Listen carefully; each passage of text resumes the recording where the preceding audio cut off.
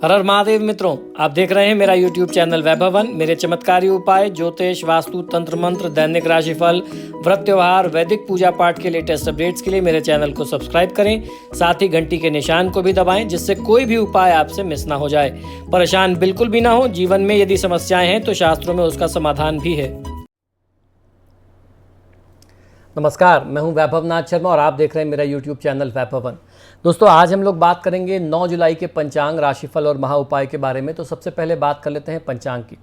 विक्रम संवत 2078 मास चल रहा है। आषाढ़ का, तिथि कृष्ण पक्ष की अमावस्या की तिथि है, शुक्रवार का दिन है।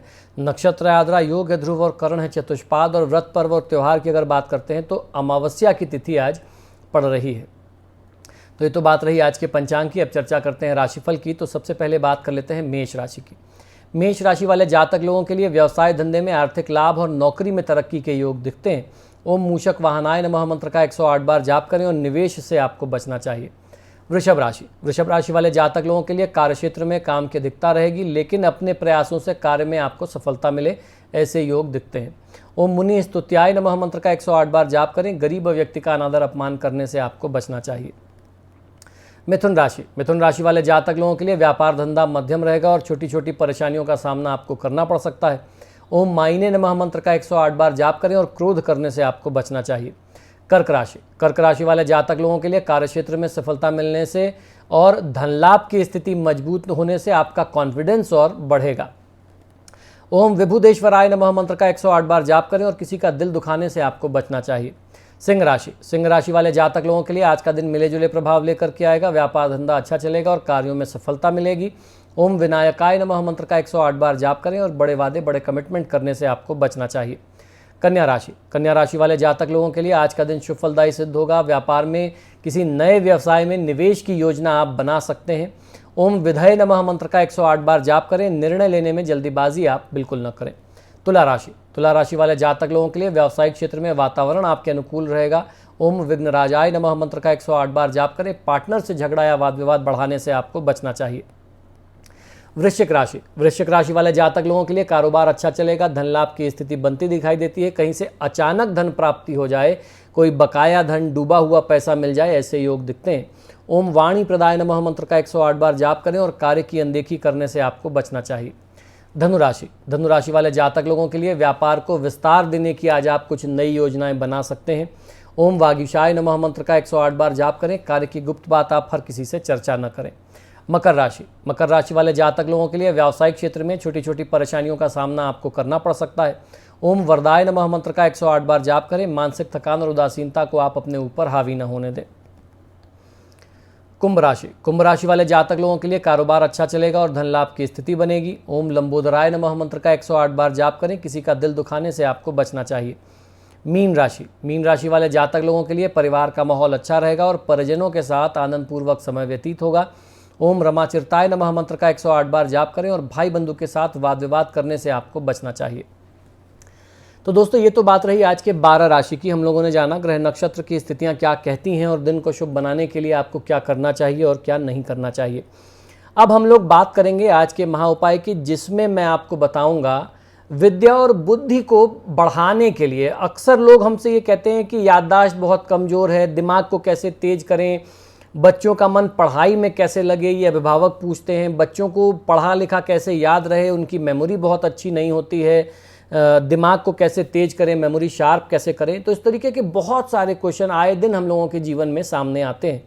तो आज मैं आपको बताऊंगा विद्या और बुद्धि प्राप्त करने का, दिमाग को तेज करने का, कुशाग्र बनाने का उपाय और टोटका। किस तरीके से, किस ग्रह का निवारण करें, किस देवी देवता की पूजा आराधना करें जिससे आपका दिमाग शार्प हो, ब्रेन शार्प हो, विद्या की प्राप्ति हो, जो भी पढ़ा लिखा आपका हो वो आपको याद रह जाए, कंठस्थ रह जाए और आपको आपके कार्यक्षेत्र में बच्चों को एग्ज़ाम वगैरह में अच्छी उसकी सफलता की स्थिति बने। अक्सर लोग हमसे कमज़ोर याददाश्त होने की शिकायत करते हैं। इसमें होता यह है कि कोई भी व्यक्ति अपनी याद करने की क्षमता को खो देता है, लेकिन लोग अक्सर जो है अपनी बहुमूल्य वस्तु को रख करके भूल जाते हैं। अपने व्यापार, नौकरी या परिवार से संबंधित आवश्यक दस्तावेज या कागजात वगैरह रख करके बड़े लोग भूल जाते हैं। कोई बड़ा वादा करके, बड़ा कमिटमेंट करके भूल जाते हैं। यदि समस्या विद्यार्थियों के साथ है तो फिर वो कहा जाए तो सबसे अधिक होगी। बच्चों के साथ सबसे ज़्यादा प्रॉब्लम होती है कि एक तो कंसंट्रेशन नहीं बनता पढ़ाई में, और बनता भी है तो जो पढ़ते लिखते हैं थोड़ी देर में वो भूल जाते हैं, दिमाग से वो निकल जाता है, याददाश्त बहुत कमज़ोर होती है। कड़ी मेहनत के बावजूद भी वो जो कुछ भी पढ़ते लिखते याद करते हैं वो समय पर बिल्कुल ही एकदम भूल जाते हैं, दिमाग एकदम ब्लैंक स्लेट की तरह साफ हो जाता है। ऐसी समस्या के लिए जिम्मेदार होता है बुध ग्रह, चाहे बच्चों की बात करें चाहे बड़ों की बात करें। बुध ग्रह मरकरी प्लैनेट जो है इन सारी चीज़ों के लिए जिम्मेदार होता है, क्योंकि शास्त्र में विद्या बुद्धि का कारक जो है वो बुध को बताया गया। विद्या और बुद्धि का कारक ग्रह स्वामी बुध है। यदि पीड़ित होगा या फिर अशुभ ग्रहों द्वारा दृष्ट होगा तो ऐसी स्थिति सामान्य रूप से जन्म ले लेती है कि व्यक्ति को चीज़ें भूलने की आदत हो जाती है। इस समस्या के निदान हेतु बुध ग्रह का जाप करा करके शांति कराना चाहिए, और अधिक से अधिक भगवान गणेश, माता दुर्गा और माता सरस्वती की पूजा आराधना आपको करनी चाहिए। इसके अलावा कुछ छोटे छोटे टोटके हैं जो आप कर सकते हैं, वो ये हैं कि भगवान गणेश की नियमित पूजा आराधना करें। गणेश चालीसा, गणेश सहस्त्रनाम, गणेश तरशीर्ष, या इसके अलावा गणेश जी के तमाम मंत्र हैं और गणेश जी के और भी अलग अलग स्त्रोत वगैरह हैं, उसका आप पाठ कर सकते हैं। बुधवार के दिन गणेश जी को सिंदूर और चमेली के तेल का चूल्हा अर्पित करके दूर्वा, मोदक, धान के लावे से उनकी पूजा आराधना आप करें। गौ सेवा आप अवश्य करें। बुद्ध के वैदिक मंत्रों का जाप करा करके आपको शांति कराना चाहिए। संकष्टी गणेश चतुर्थी का व्रत आप नियम से कर सकते हैं।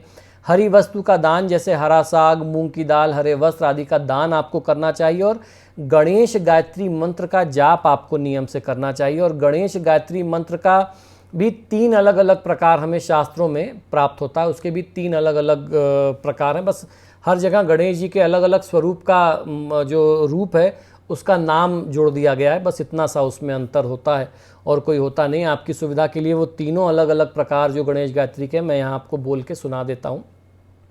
ओम एकदंताय विद्महे वक्रतुंडाय धीमहि तन्नो दंती प्रचोदयात, ये पहला है और ये सबसे ज़्यादा प्रचलित गणेश मंत्र है। दूसरा है ओम महाकर्णाय विद्महे वक्रतुंडाय धीमहि तन्नो दंती प्रचोदयात। तीसरा है ओम गजाननाय विद्महे वक्रतुंडाय धीमहि तन्नो दंती प्रचोदयात। इसमें बस शुरू में पहला जो नाम है भगवान गणेश का वो ही बदल दिया गया, जैसे पहले में ओम एकदंताय है, दूसरे में महाकर्णाय है, तीसरे में ओम गजाननाय है। बाकी पूरा मंत्र समान है, बस खाली उनका अलग अलग स्वरूप का नाम वहाँ पर जोड़ दिया गया है। इनमें से किसी भी एक गणेश गायत्री मंत्र का जाप आप जो है अपनी सुविधानुसार चुन करके चयन करके नियम से रोज़ 108 बार जाप करें। ज़्यादा से ज़्यादा कर सकते हैं तो आपकी अपनी श्रद्धा, अपने सामर्थ्य के ऊपर है, जाप का आपका कितना सामर्थ्य है आपको करना चाहिए, नहीं तो कम से कम 108 बार ज़रूर करना चाहिए। और रही बात विद्यार्थियों की, बच्चों की, उनके पास इतना समय भी नहीं होता, पढ़ाई लिखाई का बहुत प्रेशर होता है, फिर उसके बाद तमाम और सारी एक्टिविटीज़ होती हैं, खेलने जाना है, सब कुछ करना है, उनके पास इतना शायद समय ना हो पाए कि वो बैठ करके गणेश गायत्री का जाप करें। तो ऐसी स्थिति में ओम गंग गणपतये नमः जो है वो 12 बार 12 टाइम्स कम से कम उनको बोलना चाहिए।